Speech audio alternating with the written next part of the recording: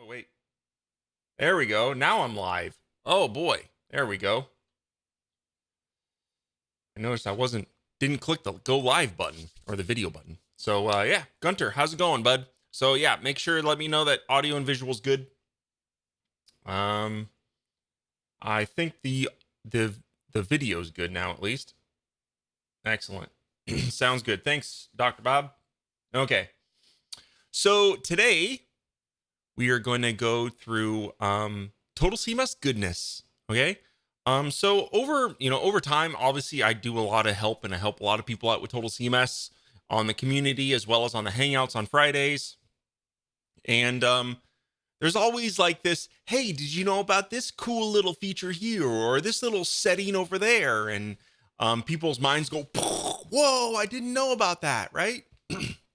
So I thought it would be fun to kind of go through Total CMS today, and I have quite a large laundry list. So I'm probably not going to do like full-blown tutorials on each of these. Some of them I might just kind of quickly talk about what they do, because I have a lot of stuff to go through. So yeah, without further ado, and also, hey, while we're going, if you got some cool tips and tricks that you think should be mentioned as well, go ahead and throw those in the chat. And yeah, that'd be great. And I'll make sure we include those or comment on those and all that jazz. Okay. So let me go ahead and fire up my notes. I had to reboot, so like all the windows I had open are gone. Give me 1 second here.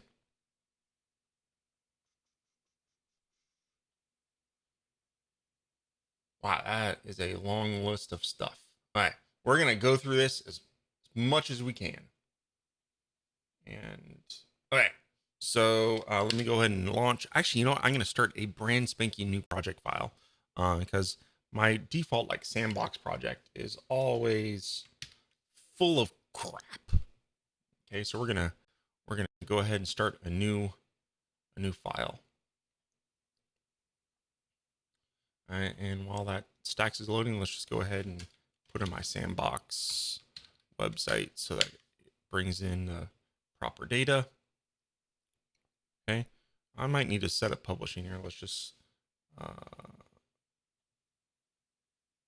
right, and we're going to go to, I wish there was an add from bookmarks like as the default, but yeah, never is. Whatever.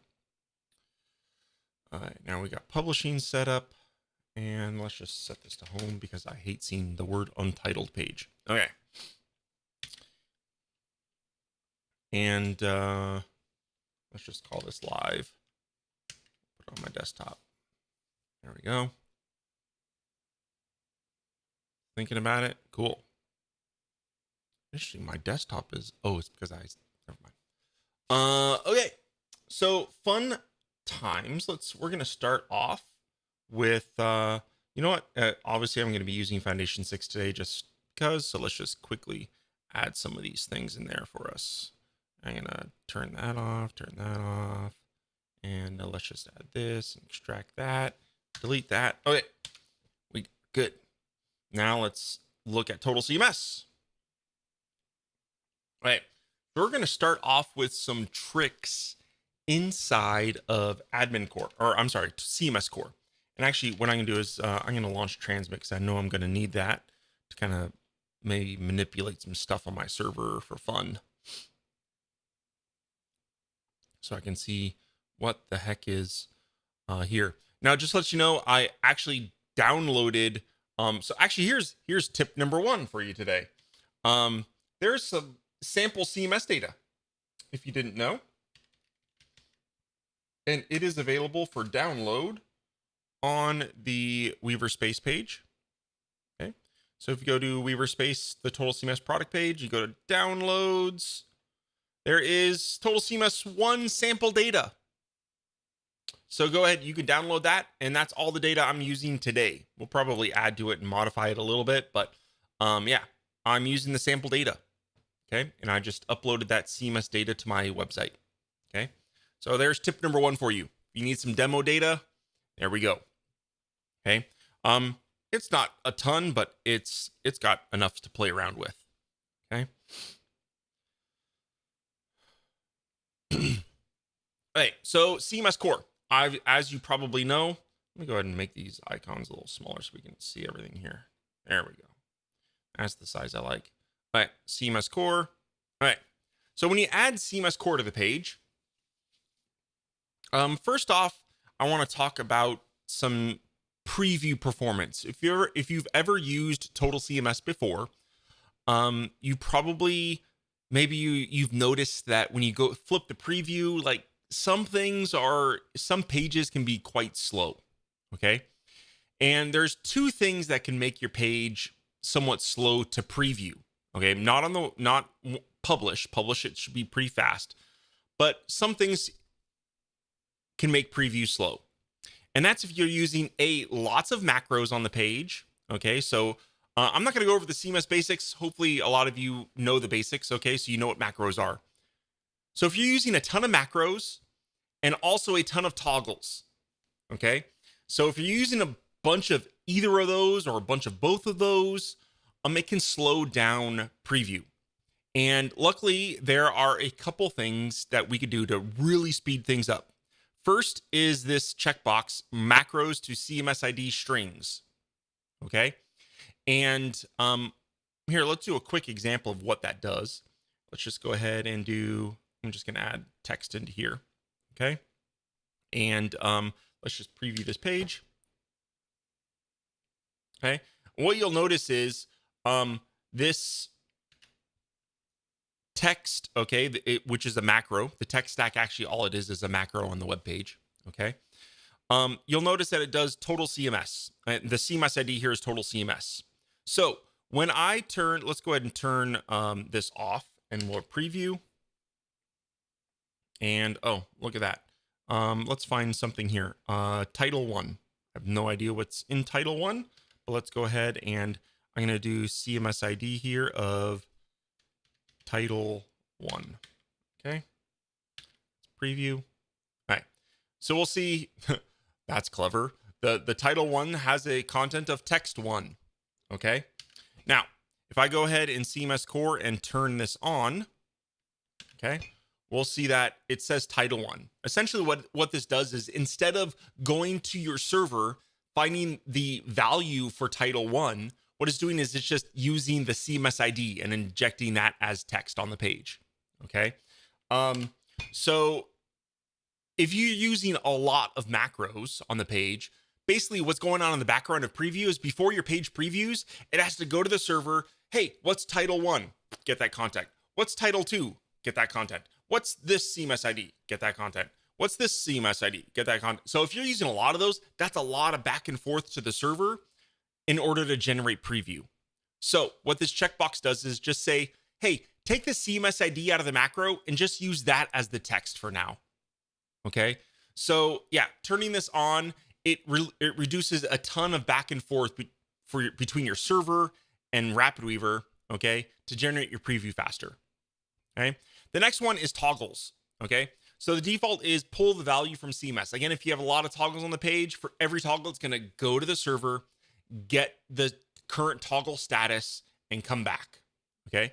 Now what you can do here is you can set it to be all true, all false, or just randomly choose true or false. Okay. So if you just want to say all toggles are true, turn that on. It's just going to default every toggle stack in preview to true. Again, this is only in preview. It's purely to make preview faster. Okay. I just noticed I closed the chat window by accident. Let me get that back.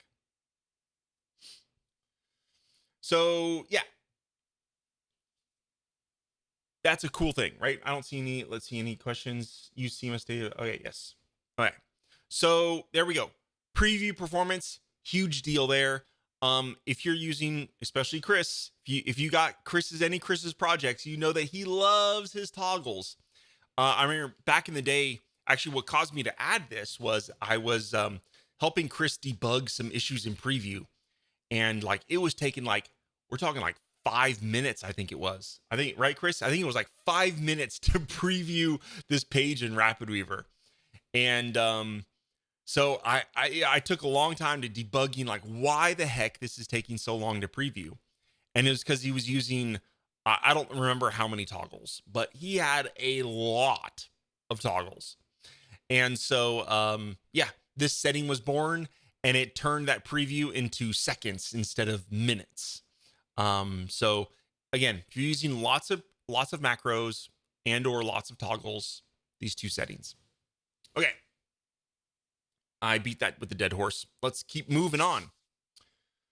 There is so someone in the chat mentioned use CMS data to populate fields. Okay, so what is the one of my tips I want to go over today is the difference between CMS data, CMS text. Okay, what are those? What are the difference between those? Okay, so hopefully let me just actually, I should have previewed what the heck some of this data is. Actually, do I still have it locally? Oh, I do still have it locally. Score. Let me go ahead and preview some of this data locally that's in this CMS data folder so I can just quickly choose the correct CMS ID. Bear with me for a minute. Let me go ahead and just drag this data folder here. All right, don't need that.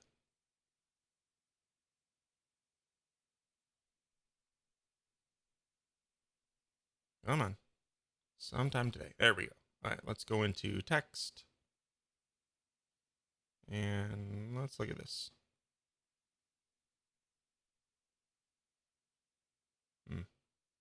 Content.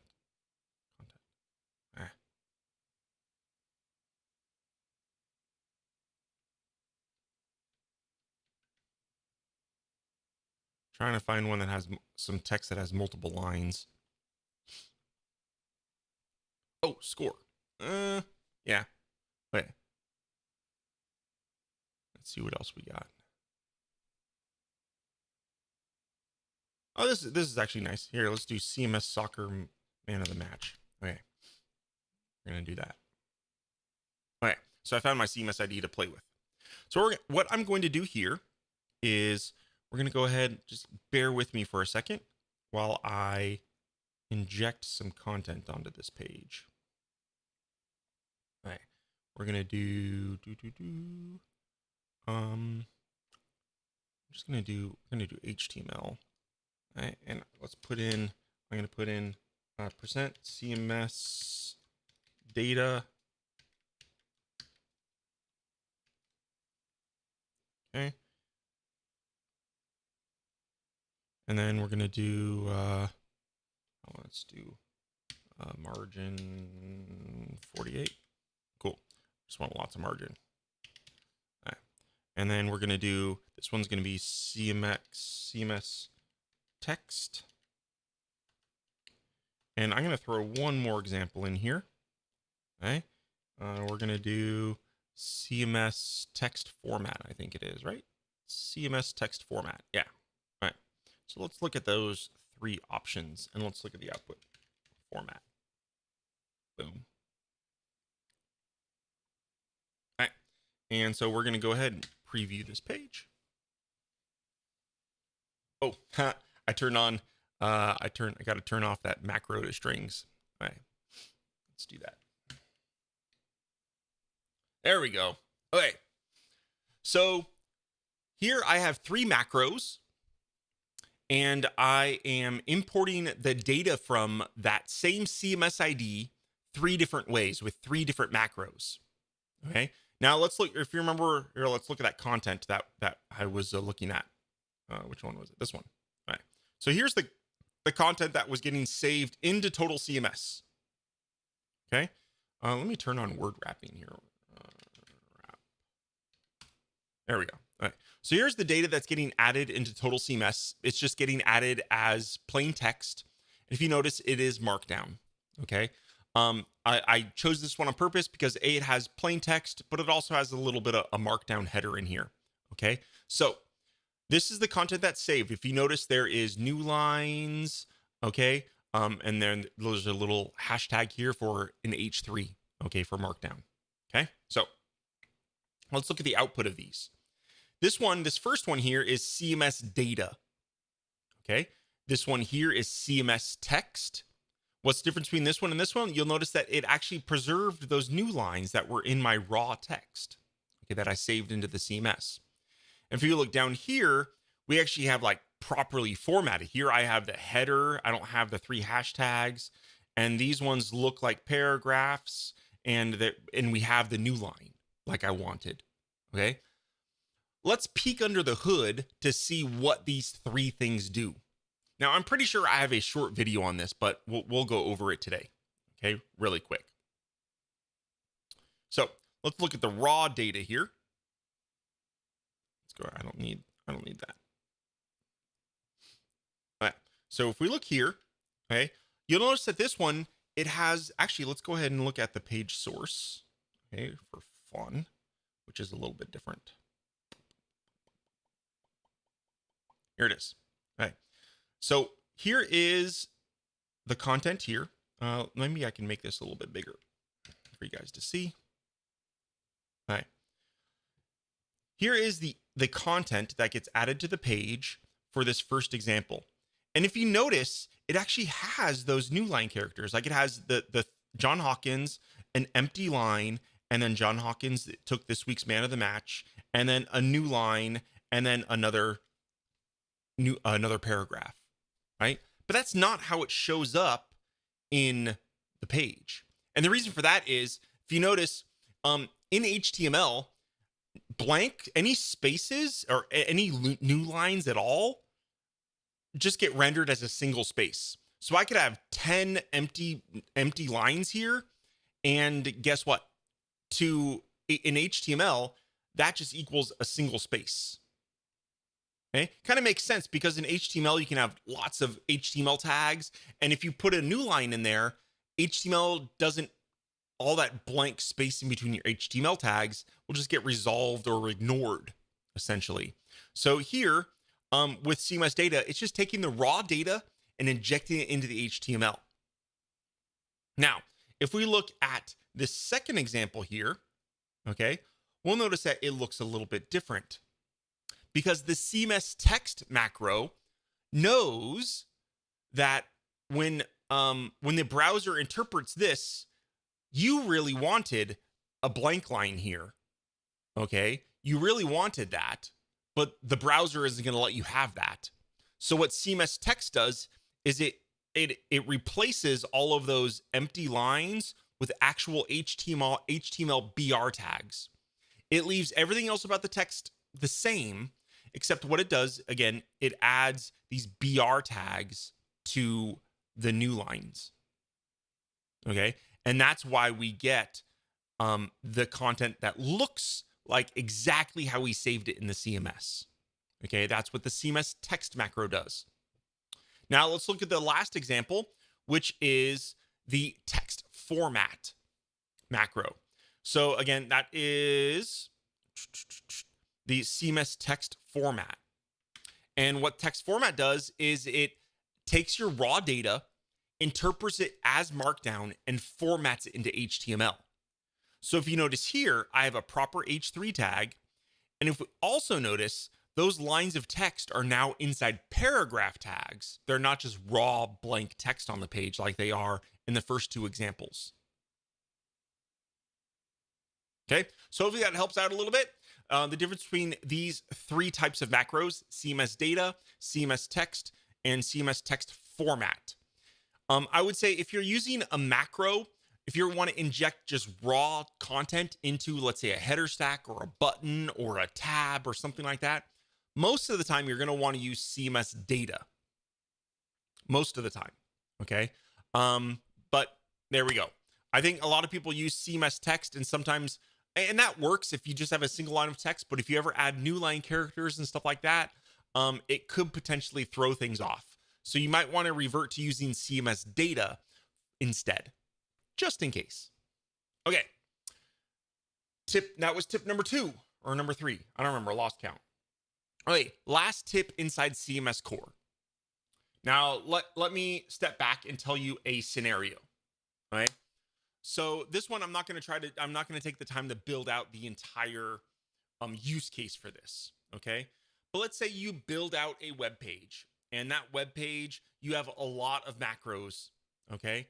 And let's say you want to duplicate that page, but you don't want to go through your entire page content and rename all the macros. Let's say you have like title, description, content 1, content 2. Let's say you have a ton of these, right, on the page, and they're all set up as macros in Total CMS.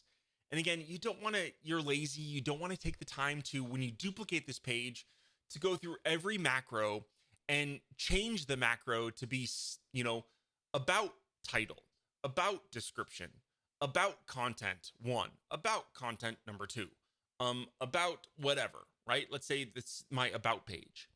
So you don't want to have to go through every single CMS ID to rename it. It's just laborious. Maybe you'd miss one or two because maybe they're hidden inside of a button or things of that nature, right? And you obviously want those things to be unique to this page. So there is a solution. So let's say, here, let's go ahead and just do like, title,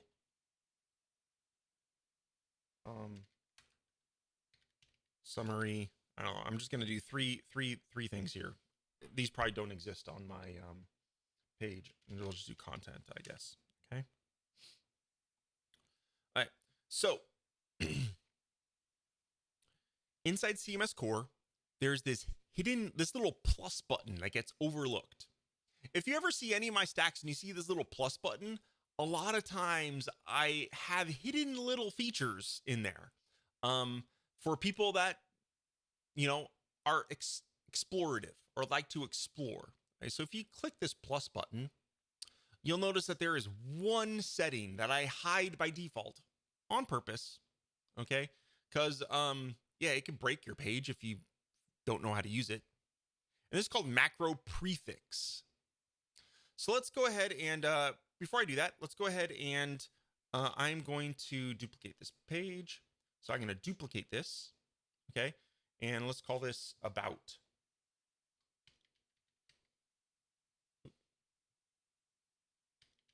About. Okay.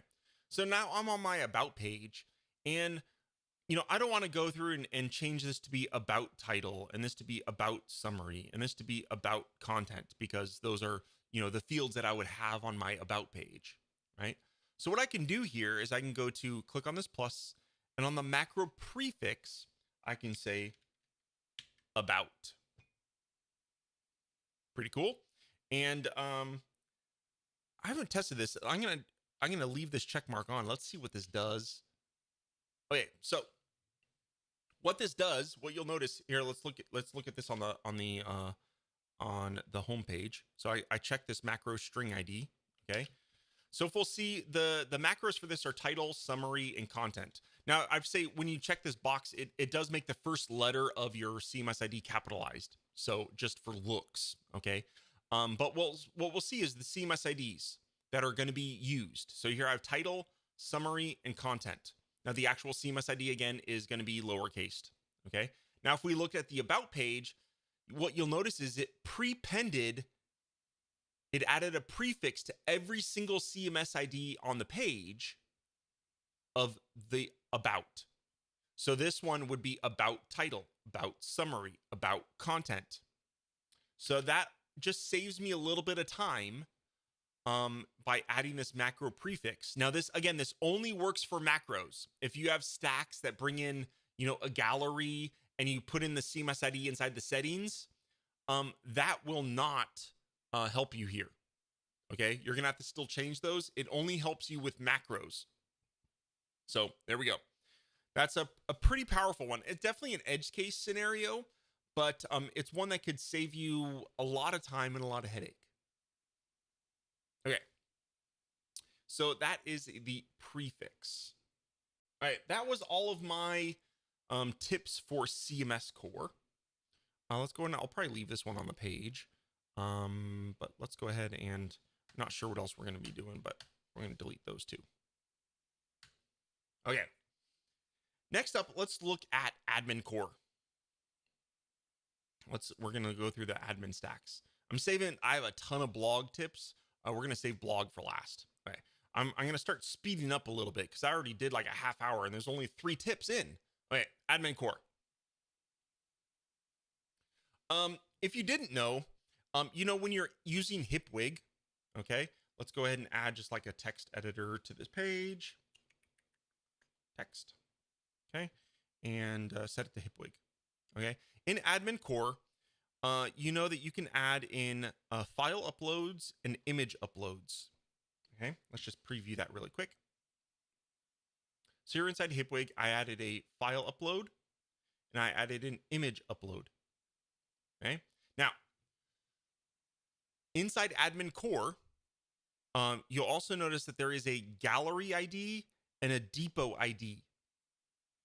What are those?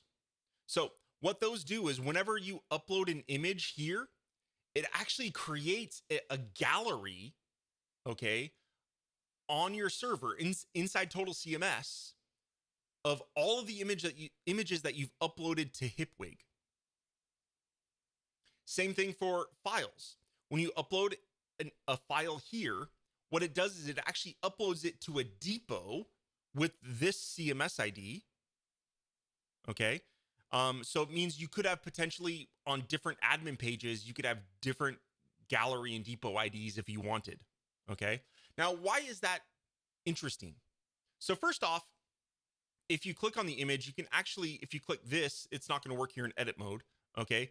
You can actually browse all of the images that you've uploaded and maybe insert an image that you already uploaded. Okay. So you don't need to keep uploading duplicate images. Now, there is no browse for files. That would be nice, but there isn't. But a power of uploading all these files that you've uploaded is that they're in a depot, and then you can use the depot stacks to actually maybe, have a view of all files that you've uploaded to like all your blog posts or all of your text areas, right? So that's interesting. You could then just, again, take the depot ID that you set inside of the Admin Core, and you can plop it inside of a depot stack, and then voila, you have a depot stack and a list of downloads for everything that you've uploaded to HipWig. Pretty cool, right? Okay. And same thing for gallery. If you wanted to have a gallery of all the images you uploaded via HipWig, guess what? Same thing. You add a gallery stack to the page, go ahead and put the CMS ID, the same CMS ID that you put in Admin Core, and voila, you have a gallery of all your images that you uploaded to HipWig. Pretty cool. All right. That was a pretty cool tip. I'll be honest, I don't think I've seen someone actually use that feature in terms of like, creating a depot. I'm sure someone has used it, but I've not seen it. But pretty cool. Especially like if you're uploading files into a blog maybe, and you want to see all, have a unified view of all files you've uploaded into the HipWig blogs, boom, there you go. Piece of cake. Pretty slick. All right, next up is backups. So this isn't necessarily a feature of Admin Core, but if you didn't know, let's say you accidentally overwrote an image and you're like, shoot, I want the old image back. Like, Total CMS creates backups for us automatically, okay, of everything, images and text. So if you want to revert to an old version of a piece of text, we can do that too, okay? There isn't a UI for this. It is quite manual, but on your server, if you go into CMS Data, you should notice that there is let's go to a different folder here. You'll notice inside CMS Data, there is a backups folder. And inside backups, guess what? There's a folder for each type that has a backup for. So blog, so there's backups of blogs, there's backups of images. So if you go to images, there's text. Okay. So, and again, if you go into that text, so these are all the CMS IDs. And if you go in there, there's date and time stamped versions for every single one. All right. So if we go to image, there's the CMS ID. This particular image was 1, 2, 3, 4. There's date and time stamped versions of the images and backups for them. Pretty cool, right? So yeah, if you're in a bind and you accidentally deleted a photo and you want to revert, browse through this backup and you have detailed, and I think it keeps the last 5 to 10 versions. I should have looked that up. I forget how many it keeps. Okay, but it keeps 5 to 10 versions back, history. Okay, and they're all date and time stamped. So pretty cool. Man, my blowing you. There's nothing in the chat room. Give me a thumbs up, guys, that you like this or something like that. Make sure that you're still alive here. Okay. Some other things. Next up is something that I haven't seen people use enough, and I think it's pretty slick, especially slick with the new feeds stack. Okay, and that is something called Datastore. Okay, so there is a Datastore on the content side. Datastore allows you to create a form.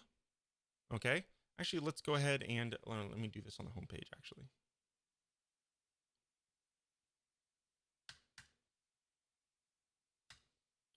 And let's go ahead and add Datastore. It allows you to create a form, okay? And essentially, this form can contain whatever data you want, okay? So let's go ahead and you can add multiple fields, okay? And when you save this form, I guess you need a CMS button.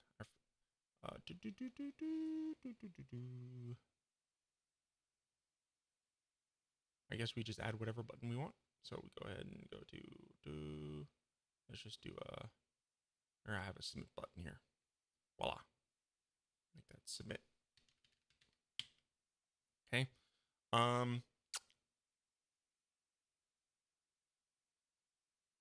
You can set some of these inputs as required. You can also make them hidden static values. Okay. So it is simple. It doesn't have all the various form elements. You can just have text inputs. Okay. But what this does, let's go ahead and set it to, that's fine, Total CMS. Okay.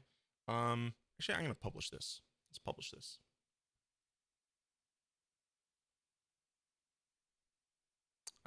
Okay. While this is uploading, essentially what Datastore does is it saves all the submissions from that form to a CSV file.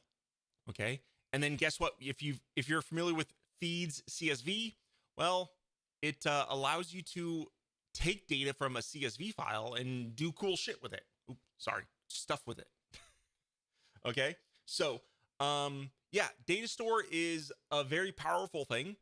And it's all stored inside Total CMS. Let's go ahead and play with it. Now, one caveat is the very first submission, you probably should put in like whatever you want your headers to be. Okay. And actually, I probably should have changed the placeholders to be, I don't know, name,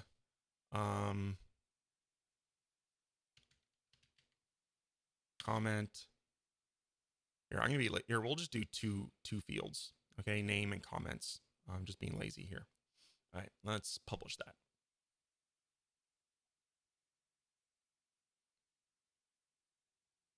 All right, there we go. So I have name and comment. So I'm gonna do oh, my very first submission. I said let's do name and comments. Okay, I'm gonna click submit. Hopefully that worked. Hello. Oh no. Debug is not. Oh, interesting. Do I need admin core on this page? I don't think so. Well, interesting. That's a bug. I think.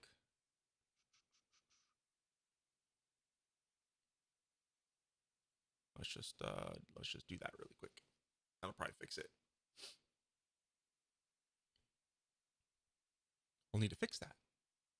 I know why. I won't go into the details of what that error is, but definitely something I should fix. All right. Let's refresh. All right. Let's do name, comments, submit.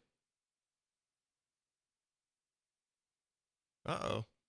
Man, nothing like doing something on a live stream and it breaks. Oh, I don't have dumb. Invalid passport. I need my CMS ID or my license, my passport in here.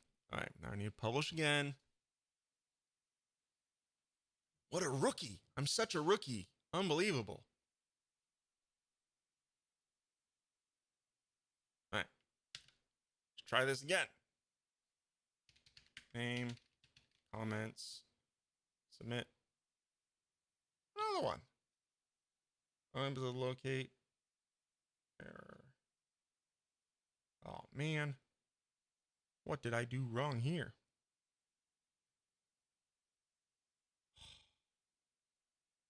Oh well. I have a lot of other things to look at. I will make sure I fix that. All right, but let's pretend. Interesting. I swear that was working. I was probably doing something stupid. I'm pretty sure I was doing something stupid. Just for fun here, I have to look.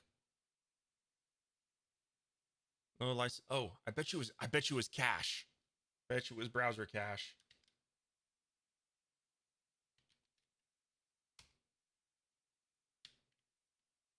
Empty my cache. All right, let's try this again. Name, comments.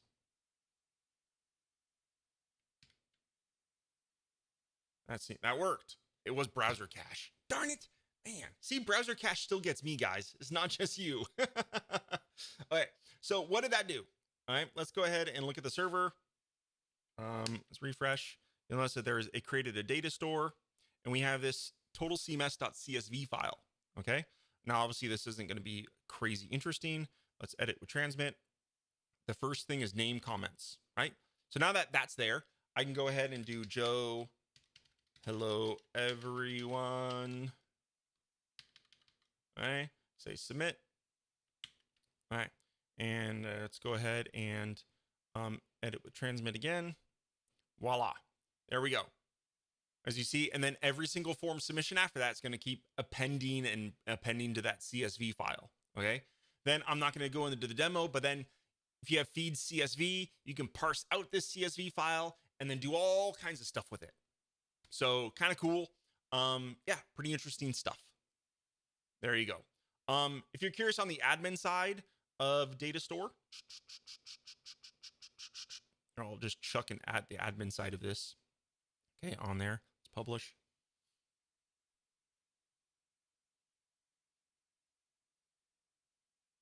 All right, and there we go. So this is the admin side.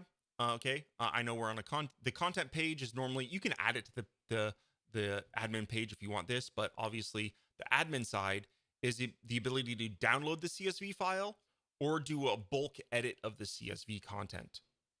Okay, so yeah, you can't edit individual records. It doesn't go that far, but it does allow you to edit the raw CSV data if you want, and then obviously a quick way of downloading that CSV data too. Okay, Datastore, super cool, especially with the advent of the feed stack. There's a lot of possibilities there. Okay, sweet. Next. Okay, we're going to chuck in a use case. Let's say you want to create a place where users can upload files, but you don't want them to see all the existing files that have been uploaded, right? So super easy to do. Let's go ahead and I'm going to chuck a depot on this page. Okay. And let's preview. And obviously, let's find a depot that exists on the server. Depot, total depot. All right, let's go ahead and do total depot. All right, preview that. All right, so there's a few files. And then I can drag and drop files in here and it will upload. But what if I don't want my users? Maybe this is for students. You know, a big thing is like, you know, you want students to upload their homework, but you don't want them to see everybody else's homework that they uploaded. Okay. But you as the professor want to be able to, you know, download all those and have them inside Total CMS. So inside the Depot admin stack, there is a checkbox that says hide uploaded files. And all that does is voila, it gives you a drop zone. And you'll see your files So if I go ahead and I'll upload this file there. Oh, not sure what I did. But whatever. I'm not going to debug that.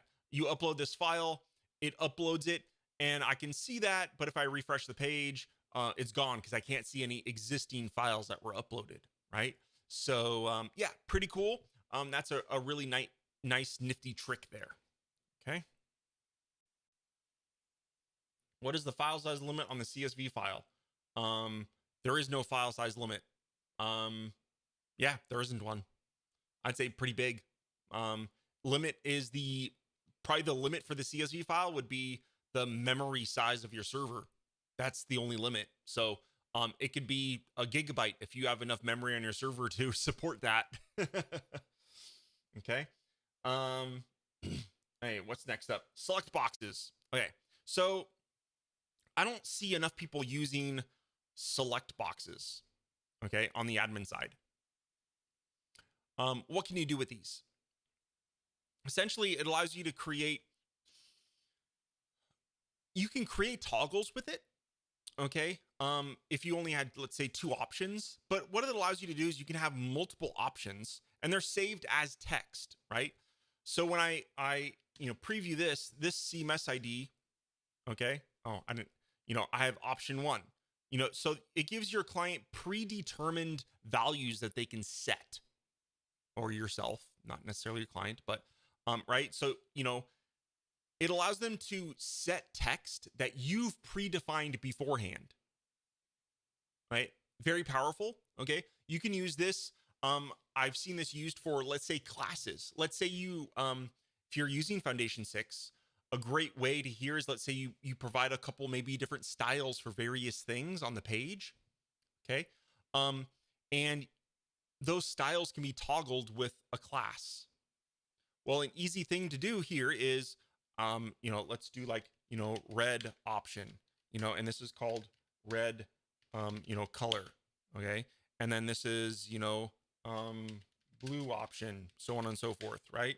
And the class is going to be blue dash color. Okay.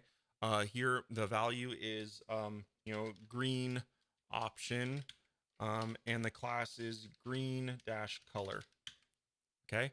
Then, and let's see, this is, let's just call this, select, color.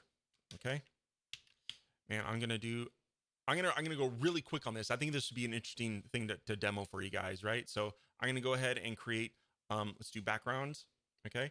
And I'm going to create, what I said, green color. Okay. And we're going to do, color, green. Okay. And we had blue color. Okay. And that is going to be blue. Then we had red color. Red. Now, this is just one use case for select boxes. Again, I'm using it as a way to have predetermined text. Now, inside here, instead of this small little string of text, you could have an entire paragraph, or actually HTML in here if you want, right? Or even Markdown. It's up to you, okay? And then you can inject this data with any macro, okay? So I'm going to inject it into this container here, and I'm going to just do percent CMS Data, select color. Okay. All right. So let's do that. So now I have this. We're going to publish.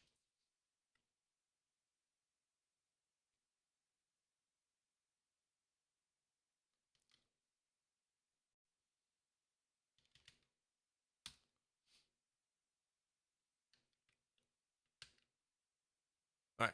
And so we're going to do red. We're going to save it. All right. So I saved red as the value. Now, if I refresh, you'll notice that the background color here is red. Now, if I go ahead and do the blue option and save it, right, and let's refresh, we'll see now I have the blue option there, right? So it gives you your ability to select values. Now, I'm injecting that value into a class. I think that's an interesting use case, but it could be the content of a button. It could be the content of a paragraph. It could be, maybe holiday messages where the default option is nothing, but then you can have, Merry Christmas, Happy Hanukkah, or, Happy Easter, or whatever, right? I mean, it doesn't really matter. Okay. It's just the ability for you to provide pre-made text content that I'm doing it as a class that I'm then injecting into the page. Pretty cool, right? Now, select boxes can be used for other things as well, because you can use them in conjunction with a stack called select show. Okay.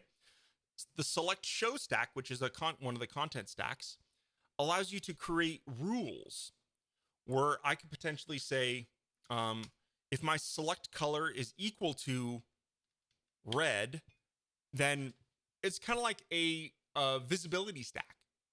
It allows you to show or hide content based on the output of text. Okay. And so the logic can be equal to, not equal to, greater than, contains string. And now this select show doesn't need to be used with a select box. It can actually be used with any CMS text area as well, right? So let's say if you have a CMS text area that's an entire paragraph, and you want to say if that entire paragraph contains the word something, okay, then show this data too, right? I can't think of a great use case that off the top of my head, but I'm sure it's useful at some point, right? So the select show, while it was built for the select box, it can, again, be used with any of the text, number, or select, admin areas, the way you save data.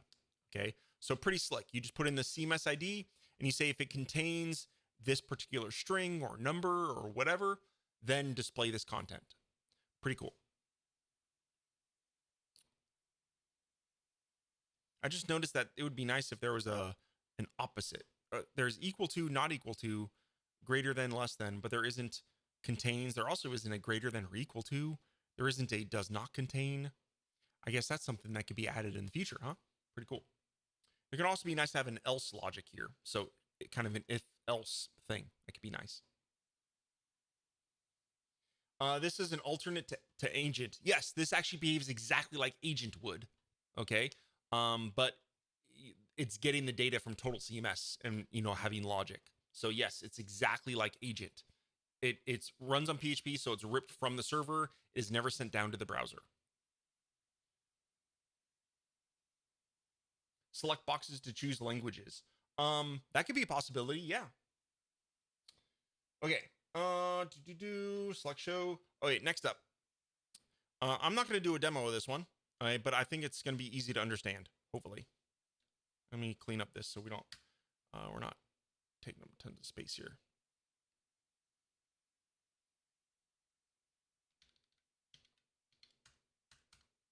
All right.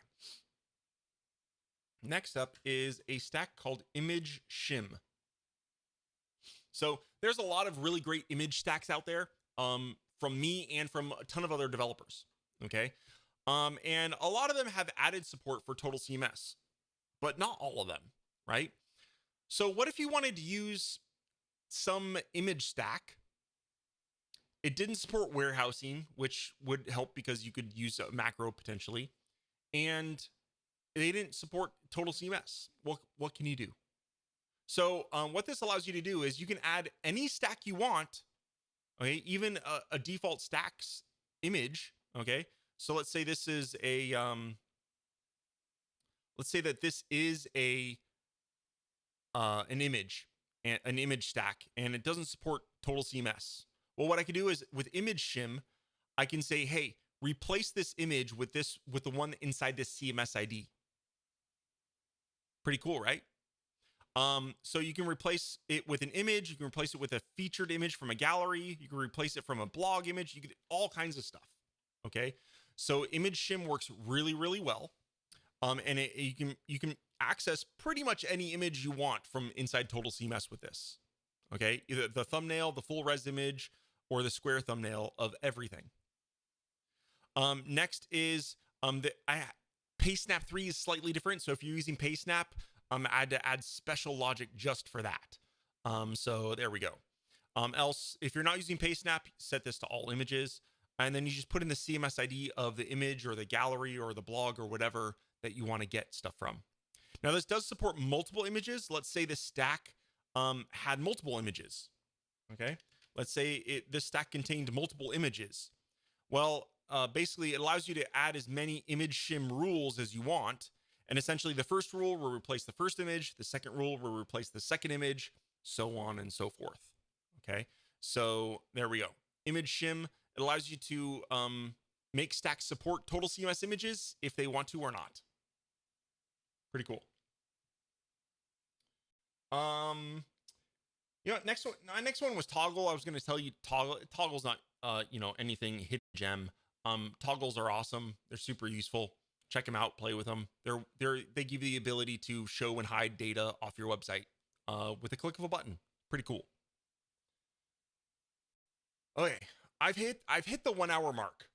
Let me know in chat, should I keep going through blog or do we want to save that for next week? Let me know. Let's see. Okay, let me know really quick. The first answer in the chat, either I keep going or we save it for next week. Let me know in the chat. All right. And while I wait for your response, I'm going to go ahead and just close a couple things I don't necessarily need here. Keep going. Okay. Let's just keep going then. Next tip has to do, so the rest of the tips here are for blog. Okay. So we're going to do a blog post stack. So in the blog post stack, let's say here's a use case. On your homepage, you want to display the latest blog post. You always want to display the latest blog post.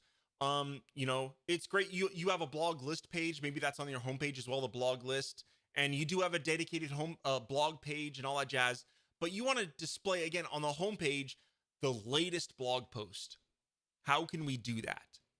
Because the blog post stack requires that you pass via the URL, like permalink equals, and then the permalink, right? So how can we do that? Well, inside the blog post stack, there is a bunch of settings here for dynamic post filter. Okay. And essentially what you do is you create a filter here. And whatever the first blog post that's resulting in this filter will be displayed. Okay, so by default, this shows all the, we are ordering by the newest blog posts. So by default, this will return the latest blog post. Okay, but if you wanted, like, let's say the latest featured blog post, you could do only featured, and that would display the newest featured blog post on the homepage. Okay. And well, first I should say blog post should be, you set this to be dynamic post. And once you set that to be dynamic post, then this filter will take effect. Okay. These settings for dynamic post filter only work if, you set the blog post to be dynamic post. So again, whatever filter you do. So if I wanted the latest featured of a category called vacation, there we go. Right? So whatever filter you create here, the first blog post that results in that filter will be displayed.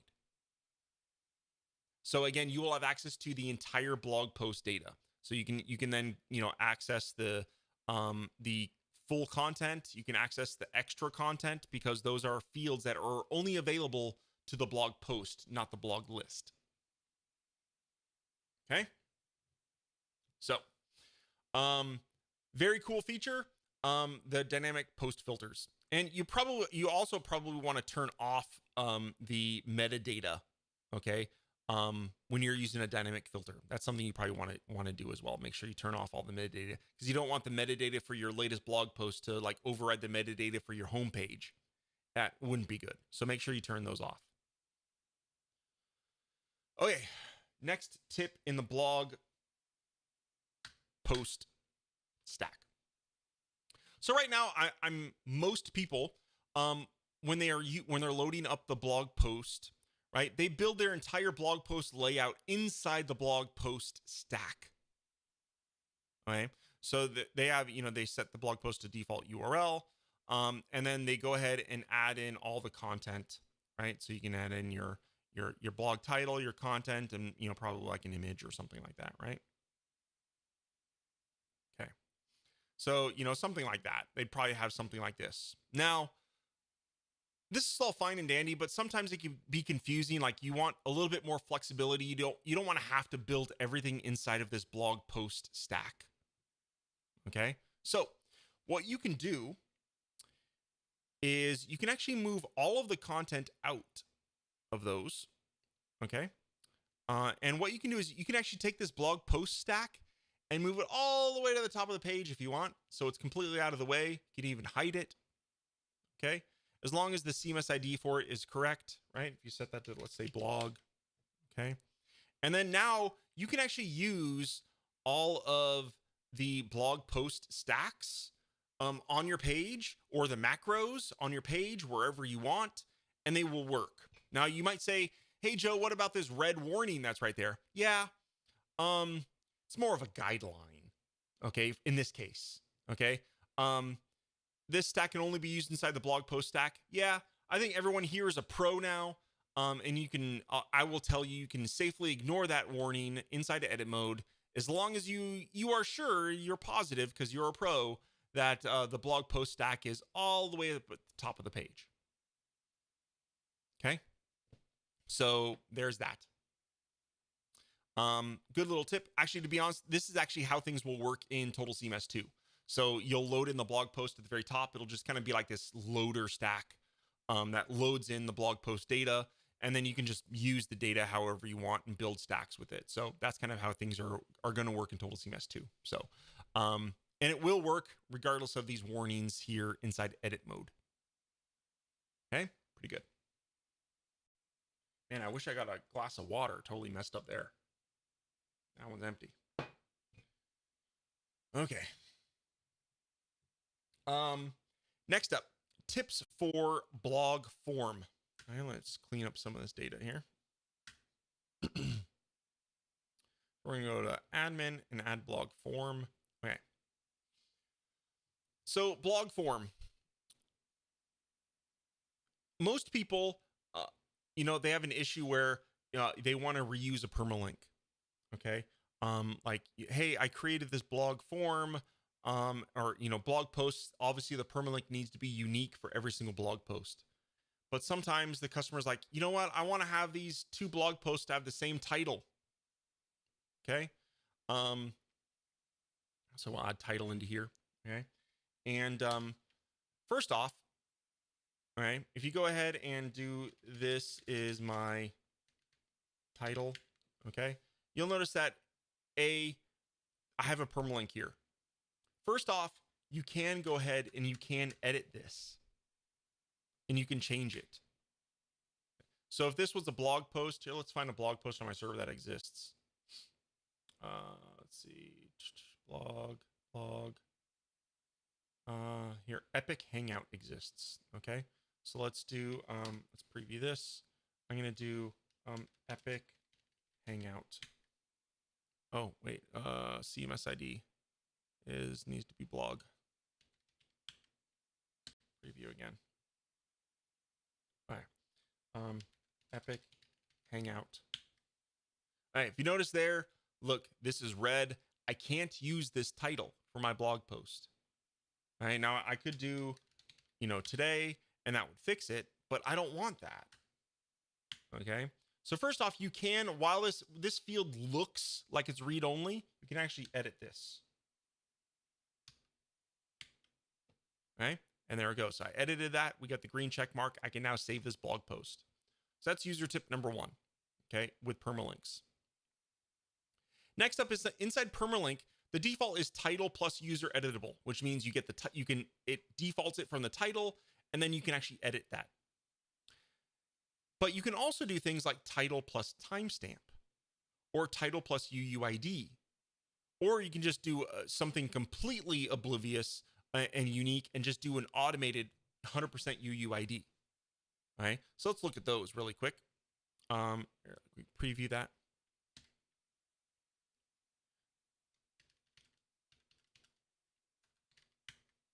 So here we see I get my title. So this is again title plus timestamp. So what it does is it gets the title and then it inserts the Unix timestamp of right now. So this helps you create unique blog post titles or unique permalinks. Okay, but it still adds a readability factor to them, right? Let's have a look at what title plus UUID does. Okay, so here we do, this is my post, and there we go. Again, it's just a different way of creating a unique string. Okay, so instead of the timestamp, it's creating, it's actually doing a timestamp and this like crazy unique UUID. Okay, so this is like super paranoid that it's going to be, it needs to be unique. There we go. Okay, but we still have something readable in there because that could be important too. And the last bit is completely 100% automated, and that is just doing a UUID. Okay, and that means basically whenever I load this page, it's just going to randomly generate some unique identifier, and that is the permalink now for this particular post. If I refresh the page, that will change. Right? Every single time I load the page, I get a unique identifier. Right? And you don't need to preview it. You know, if you're using something like this or any of the other automated methods, I would say it's safe just to not even turn on preview. Okay, and you can just have it kind of there, and at that point, the user won't even see it. Right? It's just kind of, it will automatically be generated and automatically be made unique. Okay. So great tips on permalink. Let's see. Next up is, you know, a lot of times we don't want to put, you know, if we, let's say we want to have something that we want it to be user contributable. Let's say we want our visitors to be able to submit the form on a blog. Okay. So here we have a blog form, and let's say if I wanted to make this public, okay, one thing we could do is you can add reCAPTCHA to the form. Right now, I have to admit, I hate reCAPTCHA. But in this case, we don't want spammers submitting our form because it's just going to populate data into our blog that is spam, right? So by adding reCAPTCHA to a blog form, we could actually make that form and add it to the content side of our websites for whatever use case you want. Maybe it's user reviews or it's comments or it's, you know, something, right? So that you can actually populate a blog with data from public visitors, okay? And then you can add reCAPTCHA. Now you can have reCAPTCHA on the admin side. It doesn't need to be public, right? I think if you have it on an admin page, it's locked behind a user password, you don't need reCAPTCHA, right? But obviously for, you know, all intents and purposes, I didn't set the site key. So you're gonna have to set up reCAPTCHA. I'm not gonna go through that today. You have to go and get an API key from reCAPTCHA and all that jazz, okay? Put that data in here, and then you can actually have a blog form that works on the public side. That's cool. Okay, let's dive into blog list. Okay. So we're going to do blog list. First off, actually, let's do admin list. The admin list is, hey, it's a great stack. It works. It just displays all of your content. You know, but sometimes we might want, oops, you know, the admin list it's fine. It's good. You know, it just creates this list. It has like nice little shortcuts that over here to bookmark or feature or delete a post, and right, it's convenient. It gives you, you know, it has quick searching ability right here at the top. But what if we wanted something nicer for a blog list, right? I wish I had an example ready. You know, I'm gonna be bad. I'm gonna go to, I know Davide does this. I think Chris does too. So I'm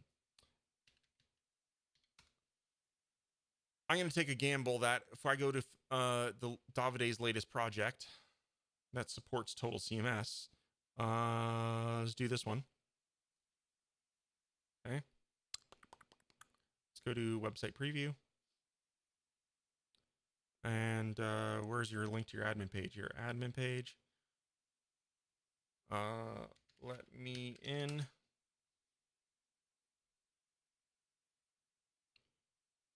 All right, just close that. If I go to blog, edit articles. He is using the admin. Damn it, Davide. That's pages. No, that's not what I want. All right, let's go do. I'm pretty sure. Chris, you're on here. Is your project? I think Starlight uses it. Let's check out Starlight. I'm gonna guess. Where's the preview view demo? Log into admin. Demo 123 at.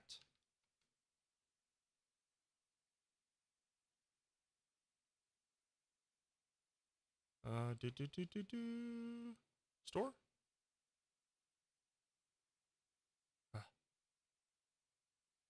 No. Where is your tutorials, updates, home? These are page settings. Tutorials? No. Content? I don't know. See, look. Darn it. Credits. Has to be store, no? Page settings. No. Store items. Okay. Found one. Okay. So this is a blog list. And if you notice, it's obviously another tip that I was going to say for later. He's using blog not as a blog, right? So I know that's, a lot of people are getting more familiar with that, but that is definitely a tip here. Chris is using a blog to set up a store. Each blog post is a store item. Okay. Now here is, instead of setting up a admin blog, what he's done is he's used a blog list, the content blog list. And that way he can set up something nice that has pictures and various custom data. But then when he clicks on it, it actually takes him to the edit page. Right? So how do we do that? Right? So instead of blog list, okay, I'm just going to set up a really quick, oops, that's not what I wanted.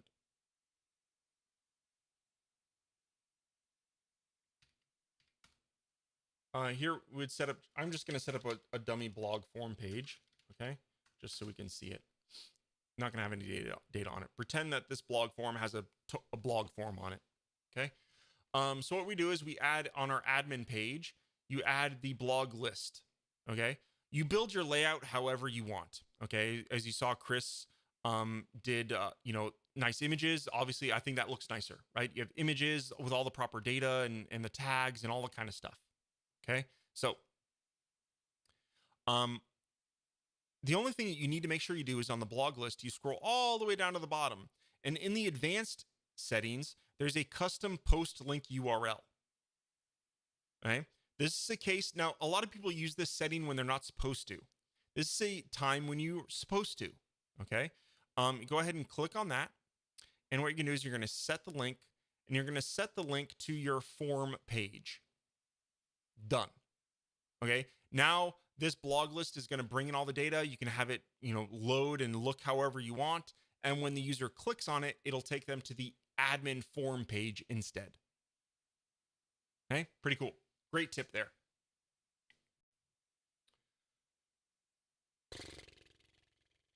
Okay. Next up is we're going to go ahead and I'm going to go back to the Weaverspace website.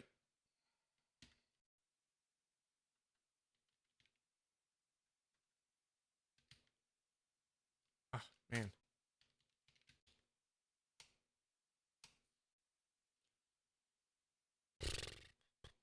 Man, super hungry, super thirsty right now. All right, so we're going to go to downloads on the Total CMS page. Okay. And there is an amazing project file here called Total CMS blog layouts. Okay. Let's open up that project. And this is a lovely project that has some really super awesome blog layouts pre-made for you.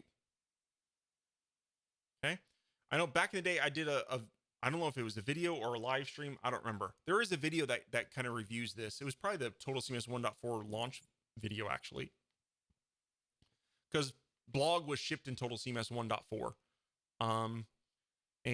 Although I think this, no, it was shipped in 1.2, but 1.4 had the new blog list that had a ton of new layout options. Okay. So as you see, it just has a lot of just very elegant blog lists laid out for you. Just remove that. Okay. So you see, we just have and all of these are in the demo project. This is the demo project that we're looking at right now. Okay. So, a lot of really great things. Definitely make sure you check out and download this project file. And I'm sure there's a lot you can learn from it. There's a lot of really cool stuff in here. This image hover one's kind of interesting, right? Where it gives you, you kind of hover over, here's circular. Each blog post here is one of these circles. Pretty slick, right? Pretty cool stuff there. And there's even the admin form here. Now here, I didn't upload, there's even galleries set up for authors, authors, categories, and tags, because on the content pages, if I had upload those images for like Joe Workman, I believe this image here would actually show my profile ID, okay, instead of this generic one, okay? So pretty slick there. So yeah, great option here. The next bit I wanted to show off a little bit was some options inside blog list, because blog list has some really cool features that I think a lot of people don't use. If you notice, if you notice this page, each blog post here, you can actually have a gallery in the blog list. I don't see that very often, right? You can actually have a little slideshow that shows every image that's uploaded to the gallery. Really cool. I don't see that very often. And it's really easy to set up in the blog list. So you just add the gallery image, okay, and you define what you want it to be, okay? And then in your blog list, under, where is it? Gallery image setup, there's multiple options here. So we have slideshow, okay? And here you can say how many images. So we're doing a max of 3 images, and the timer is set to 5 seconds. You can also do a filter and say only featured images and so on and so forth. Okay. But there are other options as well. I think slideshow is really awesome, but there's some other things. There's a thumbnail grid. Okay. And let's go ahead and set this to like something like, I don't know, 9. Okay. And we're going to do 2 columns. Let's preview that.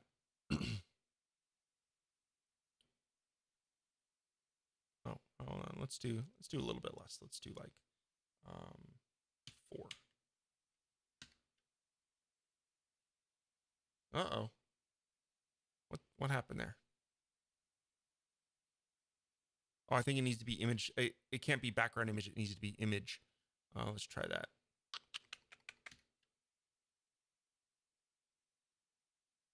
All right. Oh, looks like some of these don't have. So if you notice here, what it's doing is it's not doing the columns. Interesting. I haven't played around with that feature in a while. I was just thinking this morning, hey, look, no one's used that in a while. Let's play around with it. But let's have a look. So thumbnail grid, it should do 2 columns, and it's not. If you look here, it's not organizing these as 2 columns. Interesting. Wonder if we do a collage. Well, the collage works. Okay. So, and actually in the collage, instead of the full res image, let's do like square thumbnail. Yeah. And we don't want any border on the images. There it goes. So if you see this image here, this blog post has 4 images. So it kind of created this little grid for us, right? And here's another one where, it created this grid of 4 images. Here's another one, has a grid of 4 images, right? But we can reduce that if you think that's too large. We can go ahead and do a collage. Where is that collage? Let's do a max of 2 images, right?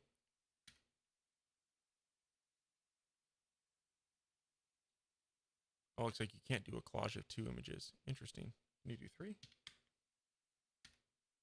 Why didn't that work?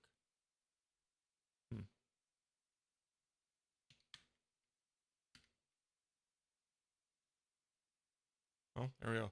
Now, look, unfortunately, these blog posts here don't have 4 images, because it actually looks really slick when it's like smaller. Here, let's go ahead and change this. Actually, let's go to this this grid layout, and I'm going to replicate those settings here. The collage max image 4. Let's do that. There. So see, I think when they're smaller, I need to change those to be square thumbnails so that they're all the same size. You notice this one was kind of cut off. There we go. So here it created like a little collage of all the images, or at least 4 of the images that are inside that gallery, right? I think that looks really sharp. Like I just really love that. When I created this, like I'd never seen anywhere else or a blog do this. I thought it was a super slick idea.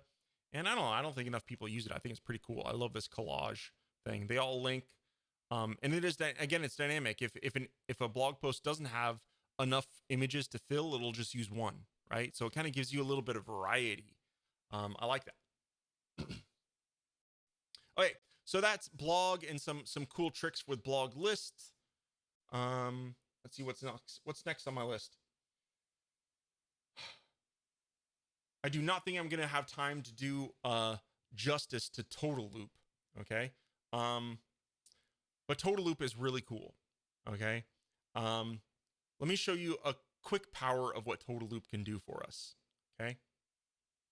The other day on the Hangout, I think it was last Friday, Dr. Bob, I think you're still here, Bob. He wanted to create a list of buttons for every category in his blog. Okay. So super easy to do with Total CMS. So this is just one use case for Total Loop. Okay. I'm going to set this to be a blog. Okay. And I'm going to hurry through this a little bit. I do have a dedicated video on Total Loop that you should check out. So I'm going to set this up really quick and probably do some things that you're like, well, why did he know that? I just know. Okay. So let me just set this up really quick. I'm going to create a Total Loop. We're going to loop through all the blog categories. Okay. And I'm going to create a button for every category. Okay. So we're going to go ahead and I'm going to create a link button. Okay. And here I'm going to put in a label. All right. And then inside the link, I'm going to put in URL. Okay. And now Total Loop only works on publish. So I am going to publish this page really quick.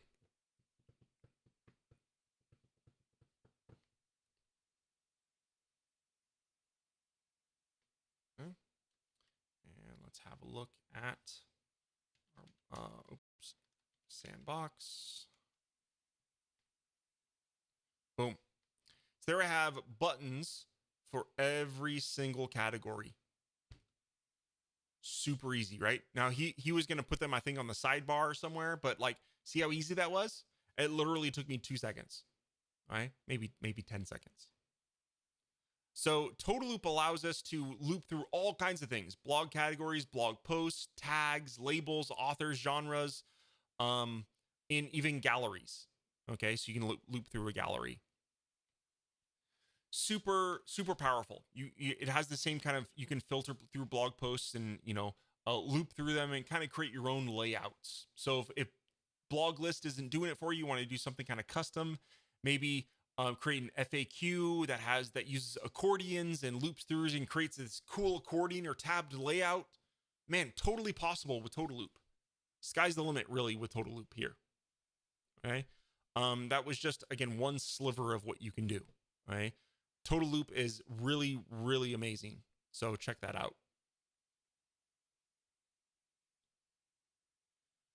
So we can tweak the demo project to make it our own. Yes. Yeah, the demo project, you can, obviously tweak this, copy the blog list to yours, tweak it to whatever, however you want, and it's yours, right? I mean, I created these layouts, but there's nothing saying you have to use them exactly like that, James. So, James, you've missed Hangouts lately. Where you been, man?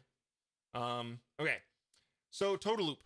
Next one on the list, which is super cool, especially for Foundation 6 users, it's because it's only for Foundation 6 users, is the menu integration. So like let's do a drop-down menu. And I'm just going to create a quick menu here. And what I'm going to do is I'm going to create a Total CMS blog menu. Okay. Actually, here, let's go ahead and out of this blog menu, I wanted you go to the blog. Okay. And I'm going to create a menu with all of the blog categories. Okay. So let's go ahead and publish that.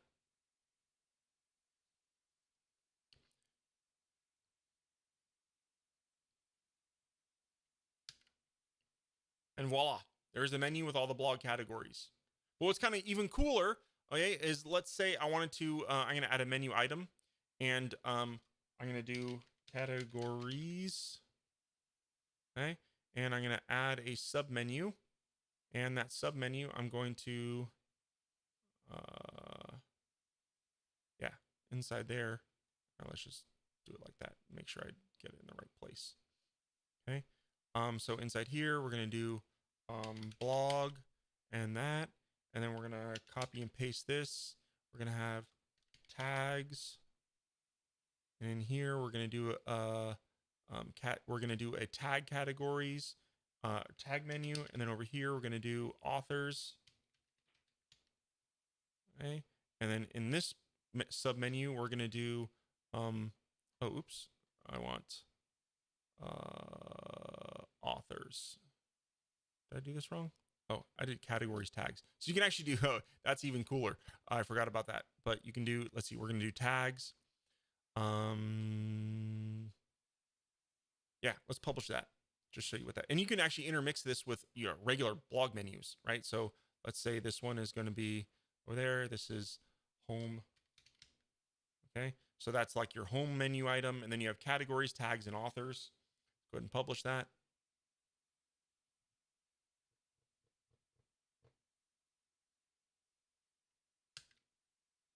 So here I have home and then categories. Now my blog content isn't big enough. Here, let's just, I forgot, I need to add, just add some dummy text on the page so our page content's bigger.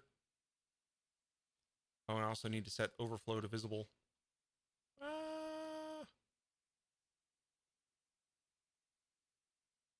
right, we'll just set it to visible.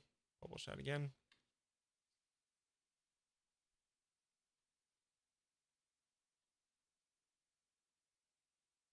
All right, so now I have here, I have a category, I have a categories menu, and the sub menu of that is all the categories. I have a tags menu with all the tags.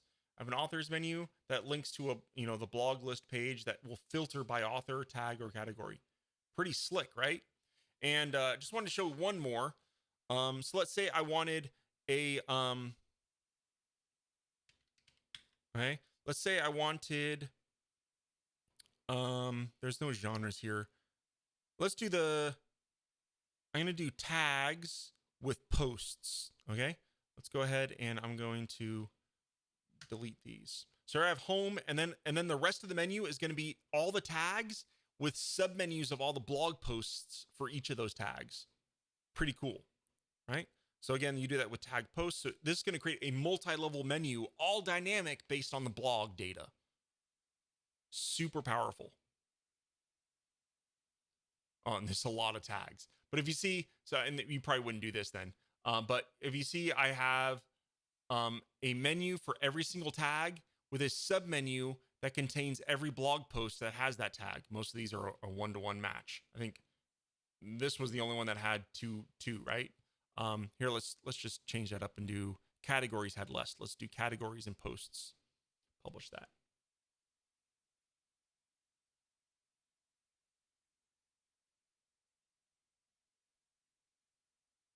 All right, there we go. Something a little bit more useful, right? So we have Dream, Entrepreneur, Hangouts.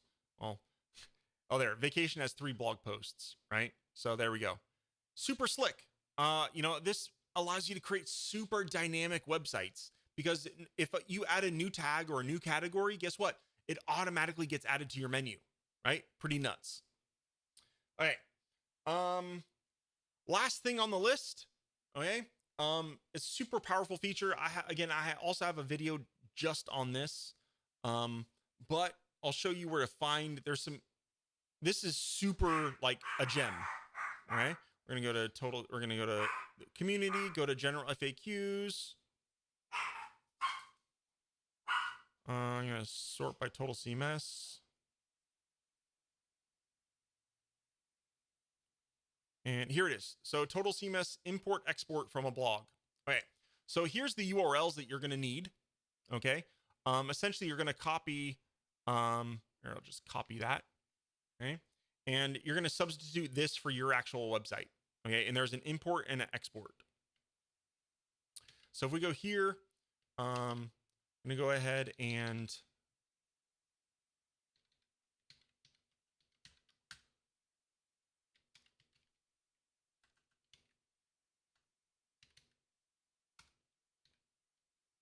this little utility I have that shows my keyboard shortcuts is really in the way.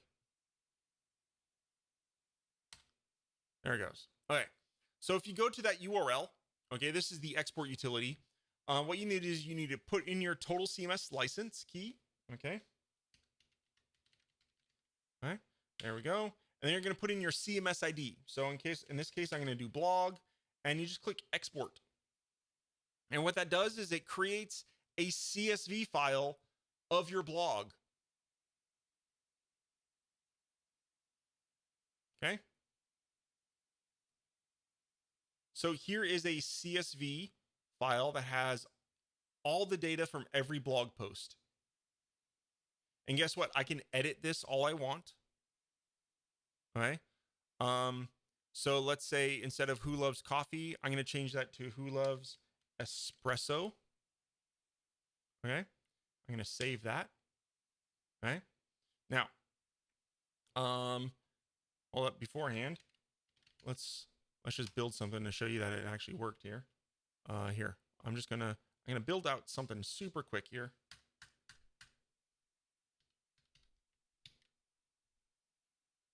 I'm just going to add a blog list to this page super quick so we can see this in action.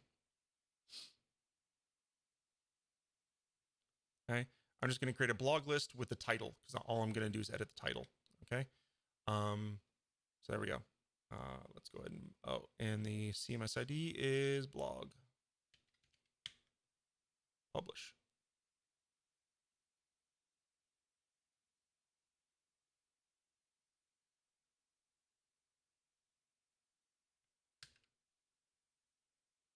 Okay, so there's this unexciting blog list that has, okay, here's the Who Loves Coffee blog post is right there, right? I wanted to rename that to Who Loves Espresso. Okay, so what we're gonna do is, I already edited that CSV file. I'm gonna go to the import URL, which is just going import. Now I say when you visit these URLs, the directions are directly on the page. So if you visit the import utility, here's the directions on what you need to do. Okay. So let's go ahead and do this. I'm going to do my CMS ID, or my passport. Okay. My CMS ID, which is blog in this case. And then I'm going to choose a file. And I'm going to choose that file that I downloaded and then edited. Okay. Wow. My machine's freaking out right now. What the heck? Okay, there we go. Right, there it is. Click upload. And I'm going to click import. Okay, and it's done. Okay. Obviously this isn't a very big blog, so it finished pretty quickly. Okay, but let's go to my homepage, refresh, and there we go. Who loves coffee is now Who Loves Espresso. So this allows you to not only import blog posts, but also like bulk edit things. Okay. So again, any of the data that you in the CSV file is editable. You can add new tags. You can do all kinds of stuff. Oops, I click cancel.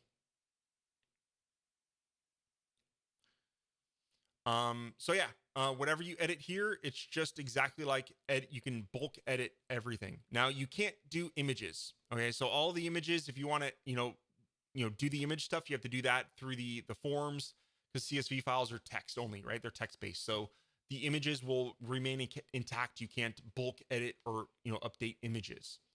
But at least we can bulk edit and add new blog posts and all that stuff. Okay, super, super cool. So that is the import and export utilities. Again, there is an FAQ on the community, and it has the URLs. You kind of have to know those, right? They're kind of the magical URLs. You have to know that they exist. And I think Chris also created a nice video where he actually took a ginormous WordPress blog. I think it had like thousands of blog posts, and imported them into Total CMS using the import utility. So it saved him so much time, tons of time. So check that out. There we go, everybody. We're done. Those were all my tips that I had. I went through everything. I'm starving. I need some water. Hope you enjoyed that. It was a lot of fun. Sweet. Thanks, Matt. I appreciate it. I like that you like this, and everyone that commented, Mr. Cole, James. Excellent. Cool. I didn't see any other tips. I don't know if anyone else had any like favorite ones and maybe I overlooked. If you have a tip that you'd like to share that I didn't mention, go ahead and post it on the community.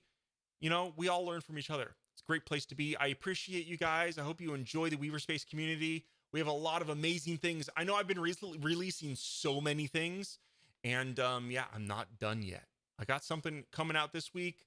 I'm working on something top secret that I wish I could tell you about, but I can't because it's not even for me. But yeah, super cool stuff coming. And if you join the Hangout on Friday, maybe I can give you guys a sneak peek of what I've been doing. We'll see. So hopefully we'll see you guys at the Hangout on Friday. If not, we'll see you next week on the live stream. I appreciate you, and we'll see you on the community. Bye.